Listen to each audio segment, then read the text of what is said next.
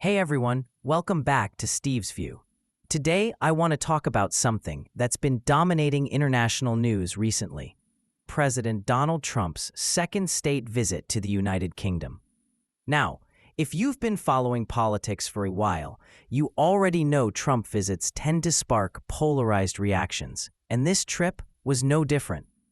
But I want to go beyond the usual pro-Trump or anti-Trump talking points. I want to dig into what this visit really means for America, for the UK, and for the global balance of power. So, let's start with the headlines.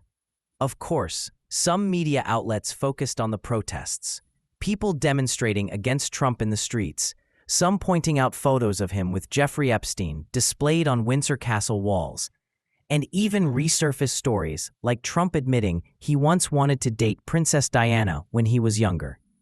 To his critics, this was all evidence that Trump is out of touch, controversial, and unwelcome abroad.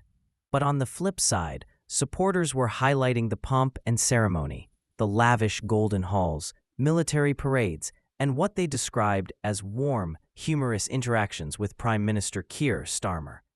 From that perspective, the visit was a success, a display of American power and respect. And honestly, that's not entirely wrong. But here's the thing.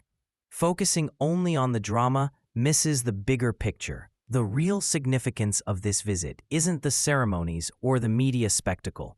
It's about strategy, about alliances, technology, energy, and positioning the U.S. for the challenges ahead. At the core of Trump's visit was the signing of a technology prosperity agreement between the US and the UK. Now, I know tech agreement might sound boring compared to photos with Princess Diana or military parades, but this deal is a big deal. It's being hailed as a milestone because it pushes the long-standing special relationship between the US and UK into a high-tech era. And let's be honest, in today's world, technology is power. Whoever controls AI, quantum computing, and advanced nuclear energy is going to dominate not just militarily, but economically as well. Let me break down what this agreement actually entails. First, it's about joint initiatives in AI, quantum computing, and nuclear energy. These aren't just academic pursuits. They're about shaping the 21st century. Quantum computing, for example, could completely transform encryption and cybersecurity, giving whichever country leads a massive strategic advantage. Advanced nuclear energy, especially next-generation reactors, can secure consistent, high-volume energy, reduce dependence on fossil fuels, and create jobs. And speaking of jobs, Prime Minister Starmer said this agreement could create 15,000 new jobs in the UK and develop 12 advanced nuclear reactors. For a post-Brexit Britain struggling economically, that's significant. Trump also emphasized the American side, claiming this deal would generate $50 billion in economic value, create thousands of U.S. jobs, and provide electricity to 1.5 million homes. Beyond the economics, he framed it as a national security move, reducing reliance on Russia for nuclear fuel and solidifying the Atlantic Alliance. And that's where the strategic dimension becomes clear. This is about preparing for a world of more intense global competition, with technology, energy, and security at the center. Now, let's talk geopolitics. The timing is no accident. Russia continues to press in Ukraine, claiming over 700,000 troops at the front lines. Trump, who once claimed he could easily end the Ukraine war thanks to his personal rapport with Putin, admitted he's now disappointed by Putin. That's telling. Even Trump, who has always positioned himself as the deal maker, recognizes that Russia is more entrenched than he anticipated. At the same time, Trump made headlines with his statements about reclaiming the Bagram Air Base in Afghanistan.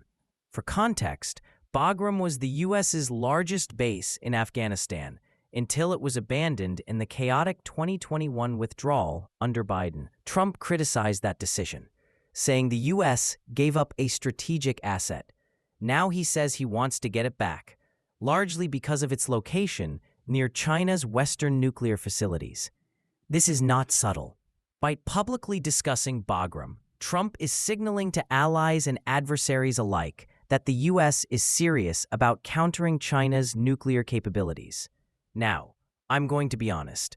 Practically speaking, reclaiming Bagram is complicated.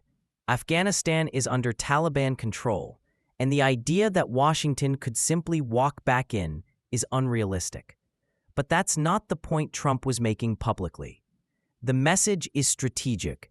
The U.S. intends to maintain leverage in Asia, and allies and adversaries should take notice. This all ties back to the U.S.-UK relationship. The agreement isn't just symbolic. It's a concrete commitment to technology and energy collaboration that strengthens the West's position globally. Britain has chosen a clear path, aligning with the U.S. fully, unlike some countries that try to hedge between powers like South Korea or even Germany to some extent. Post-Brexit Britain now has a strong incentive to secure its role on the global stage with a reliable partner, the United States. Meanwhile, countries in Eastern Europe, like Poland, are also making moves that align with U.S. interests. Poland recently closed its borders with Belarus, disrupting the China-Europe rail network, a critical part of Beijing's Belt and Road Initiative. China even sent its top diplomat, Wang Yi, to negotiate, but Poland remained firm. This is an example of smaller countries making strategic choices under U.S. influence, choosing sides in a way that signals alignment with the West. All of this paints a picture. Alliances are crystallizing. The U.S. and UK are signaling a high-tech, nuclear-capable, militarily prepared bloc. On the other side, Russia, China, and North Korea are forming their own strategic alignment. Countries in between, South Korea, Germany, France, are being pressured to clarify their stance. Now, here's my perspective. Trump's visit, the tech agreement, and his public statements about Bagram and global strategy are not about ceremonial honor or nostalgia. They're about positioning. The U.S. is signaling to the world, we're preparing for intense competition in technology, energy, and even military readiness. If you're an ally, it's time to decide where you stand. If you're a competitor, be aware we have the means and the alliances to counter you. And yes, while some of this is very Trump-esque rhetoric, there's substance behind it. Technology agreements, energy projects, and strategic alliances take time, but they are real levers of power. Trump's rhetoric may be flashy, but it highlights the serious issues facing global power dynamics today. So what can we take away from all this? First, alliances are not just ceremonial. They're strategic, tech-driven, and increasingly about future capabilities. Second, energy and technology are central to global power, not just traditional military strength. Third, America's alliances, particularly with Britain, are being tested and strengthened in new ways.